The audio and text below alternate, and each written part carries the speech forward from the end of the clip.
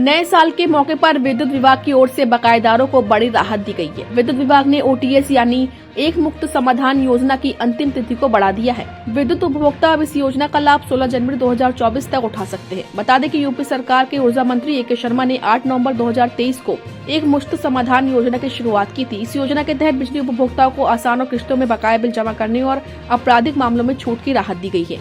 ऊर्जा मंत्री ए के शर्मा ने बताया कि 8 नवंबर से एक मुफ्त समाधान योजना की शुरुआत की थी, जिसकी 31 दिसंबर को आखिरी तिथि थी। लेकिन अभी किसानों की गन्ने की खेती का समय चल रहा है और बहुत से जनप्रतिनिधियों का यह फीडबैक आया कि इसको बढ़ाना चाहिए, जिसके बाद 1 जनवरी से 16 दिन के लिए इस ओटीएस स्कीम को बढ़ाया गया है। ए के शर्मा ने आगे बताया कि इस योजना से अभी तक 47 लाख से ऊपर लोगों को लाभ मिला है और सरकार को 5,150 करोड़ रुपए का राजस्व प्राप्त हुआ है। इसके अलावा उपभोक्ताओं को 1,731 करोड़ रुपए की छूट मिली है। साथ ही लाखों किसानों ने भी इसका लाभ उठाया है।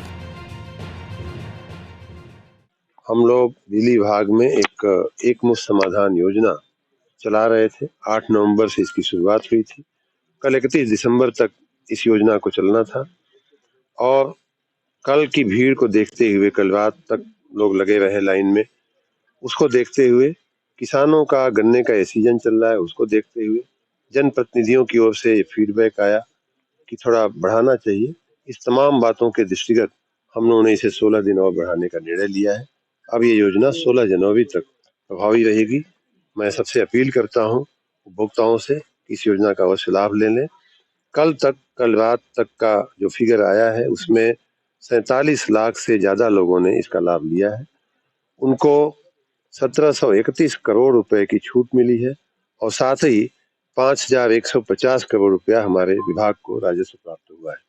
इसमें घरेलू उपभोक्ता से लेकर किसान और जिनके ऊपर आपराधिक मामले दर्ज हुए थे, ऐसे तमाम उपभोक्ताओं ने इसका लाभ लिया है। ऐसी योजना थी कि जिसमें वर्षों से नहीं बल्कि दशकों से कई उपभोक्ता हमें मिले और जिनका वीडियो आपने भी देखा होगा।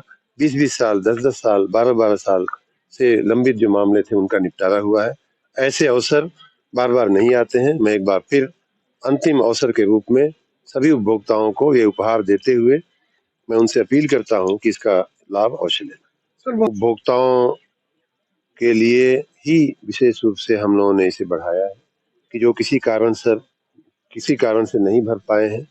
सबके अपने अपने व्यक्तिगत कारण भी होते हैं।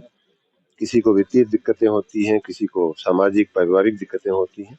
ऐसे तमाम लोगों को एक और अवसर देना हमें मुनासिब लगा, तो हमने एक अवसर दिया है, बढ़ाया है इस योजना को। लेकिन उसके बाद भी अगर कोई व्यक्ति नहीं भरता है और बिजली का उपयोग कर रहा है, बकाया रख रहा है, तो स्वाभाविक रूप से विभाग उसके ऊपर कानूनी कार्रवाई करेगा। 22 इस महीने की 22 तारीख को भगवान राम अपने चिर प्रतीक्षित मंदिर में विराजमान होंगे, उनकी प्राण प्रतिष्ठा होगी। यह हम सब के लिए बहुत ही हर्ष का, बहुत आनंद का, बहुत ही सुख का समाचार है। 30 तारीख को जब माननीय प्रधानमंत्री जी आए थे, उसी समय अयोध्या नगरी की जो पुराना जो वैभव था, सभी लोगों ने कहा कि ये पुराना वैभव अयोध्या नगरी का वापस आ गया है। अयोध्या अलग दिख रही थी, जो पिछले 5-10 साल 20 साल में जो हमने देखा है, उसके बजाय अयोध्या एकदम बदल गई है। उसका वैभव, पुरातन जो वैभव था, वो पूर्ण रूप से उभर करके आ गया है। आने वाला जो समारोह है 22 तारीख का, मैं ऐसा मानता हूँ कि इतना भव्य होगा, इतना दिव्य होगा कि शायद भारत भूमि पर ऐसा दिव्य कार्यक्रम नहीं हुआ।